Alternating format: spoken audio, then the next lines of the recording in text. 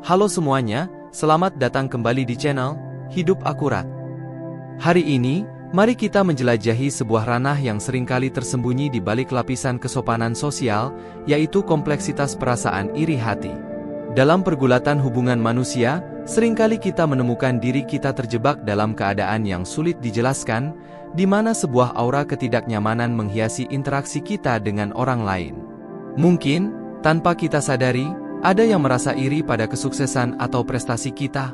Namun, dalam perjalanan kita melalui kehidupan, kita seringkali terbiasa menutup mata terhadap tanda-tanda ini. Hari ini, mari kita bersama-sama membuka mata dan menjelajahi rahasia di balik tanda-tanda yang menandakan iri hati ini. Pernahkah Anda merasakan ketegangan yang sulit dijelaskan saat berinteraksi dengan orang lain? Terkadang, di balik senyum dan sapaan ramah, tersembunyi perasaan yang jauh lebih kompleks. Mari kita telusuri lebih dalam, dan berani menghadapi kenyataan bahwa seseorang mungkin memendam rasa iri terhadap kita.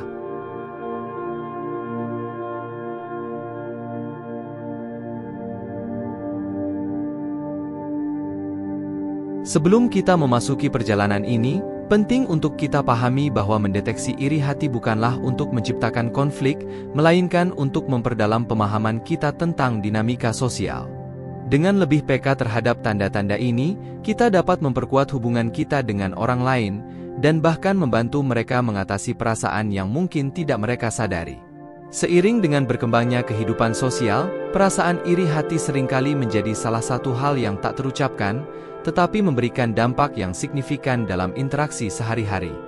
Dari lingkungan kerja hingga lingkaran pertemanan, iri hati bisa muncul dalam berbagai bentuk dan intensitas, memengaruhi bagaimana kita memperlakukan satu sama lain. Dengan menyelami sumber dan tanda-tanda iri hati ini, kita bisa lebih memahami diri kita sendiri dan orang lain, serta membangun koneksi yang lebih mendalam dan berarti. Mari kita menjelajahi dunia yang tersembunyi namun kuat ini, dan bersama-sama memahami kompleksitas yang melandanya.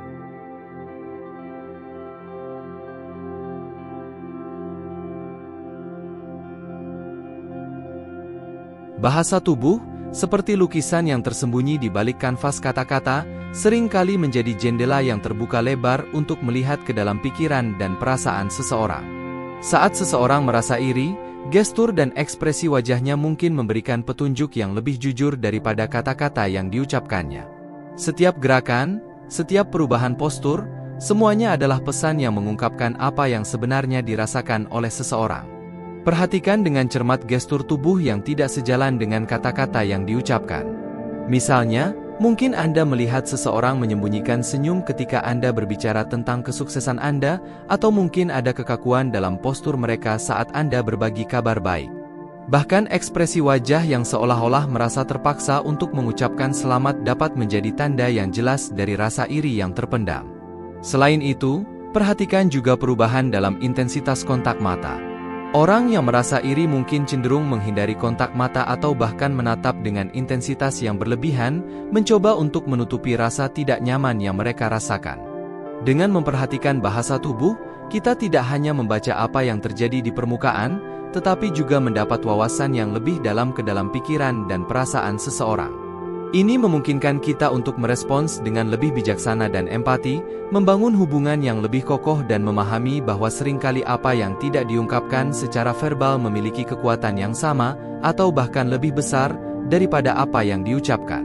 Dengan memahami bahasa tubuh, kita dapat menjalin komunikasi yang lebih autentik dan mendalam, melampaui kata-kata yang seringkali hanya menyentuh permukaan dari apa yang sebenarnya dirasakan.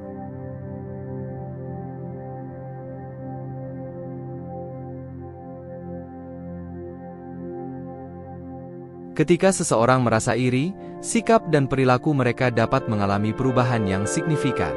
Perubahan ini mungkin sulit untuk dipahami pada awalnya, tetapi dengan kepekaan yang tepat, kita dapat mengidentifikasi pola-pola yang mengindikasikan adanya perasaan iri hati. Amati apakah ada perubahan drastis dalam perilaku mereka terhadap Anda.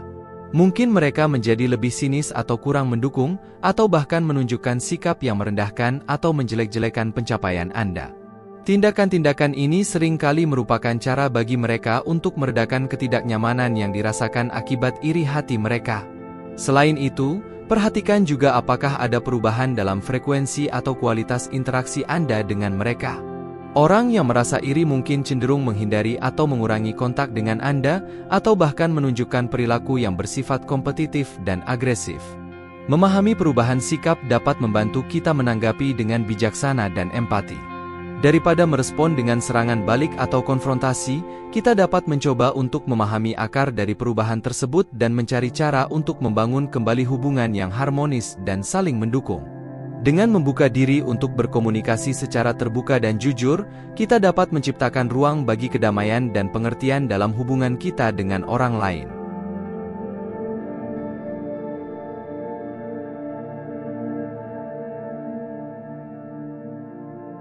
Rasa iri sering kali menghasilkan kompetisi yang tidak sehat di antara individu. Saat seseorang merasa terancam oleh kesuksesan atau pencapaian kita, mereka mungkin cenderung membandingkan diri mereka dengan kita secara terus-menerus, menciptakan atmosfer yang penuh dengan rivalitas dan kecemburuan. Hindari terlibat dalam perbandingan yang tidak produktif dan fokuslah pada pertumbuhan pribadi yang sejati. Alih-alih memperkuat perasaan persaingan, berusaha untuk membangun lingkungan yang mendukung kolaborasi dan pertumbuhan bersama. Saling mendorong dan mendukung satu sama lain akan membantu menciptakan atmosfer yang positif dan membangun hubungan yang kokoh. Selain itu, cobalah untuk menjaga hubungan dengan orang-orang yang memiliki pemikiran yang sejalan dengan Anda dan memperhatikan lingkungan di sekitar Anda. Saling menginspirasi dan berbagi kesuksesan dengan orang-orang yang memiliki tujuan yang sama dapat membantu mengurangi potensi munculnya kompetisi yang tidak sehat. Dengan memahami dinamika kompetisi yang sehat, kita dapat menjaga keseimbangan dalam hubungan kita dengan orang lain dan memastikan bahwa kita tetap fokus pada pertumbuhan pribadi dan profesional. Dengan menghindari jebakan perbandingan yang tidak sehat, kita dapat menciptakan lingkungan yang mendukung pertumbuhan dan kolaborasi yang positif. Dengan cara ini, kita dapat membangun ikatan yang lebih kuat dan lebih berarti dengan orang-orang di sekitar kita.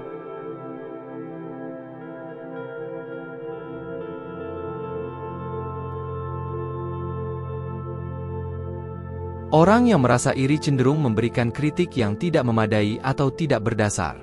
Kritik semacam ini seringkali menjadi manifestasi dari perasaan tidak puas atau kurang percaya diri yang mereka rasakan dalam diri mereka sendiri. Terima kritik dengan bijaksana dan pertimbangkan apakah itu berasal dari kejujuran atau hanya sekadar rasa iri. Cobalah untuk memisahkan antara kritik yang konstruktif, yang bertujuan untuk membantu Anda tumbuh, dan kritik yang hanya berasal dari keinginan untuk menurunkan Anda. Dengan mempertahankan sikap terbuka dan reflektif, Anda dapat menggunakan kritik tersebut sebagai kesempatan untuk belajar dan berkembang. Selain itu, perhatikan juga pola kritik yang mungkin terjadi secara berulang. Jika Anda mendapati bahwa seseorang terus-menerus mengkritik Anda tanpa alasan yang jelas atau memperlihatkan pola perilaku yang merendahkan, ini mungkin menjadi tanda bahwa mereka sedang memendam rasa iri terhadap Anda. Dengan memahami sumber kritik, kita dapat memisahkan antara umpan balik yang konstruktif dan hanya sekadar kebencian. Dengan sikap terbuka dan reflektif, kita dapat menggunakan kritik tersebut sebagai kesempatan untuk belajar dan berkembang. Ini membantu kita tetap teguh dalam nilai-nilai kita sendiri dan menjaga kepercayaan diri kita, bahkan dalam menghadapi kritik yang tidak memadai.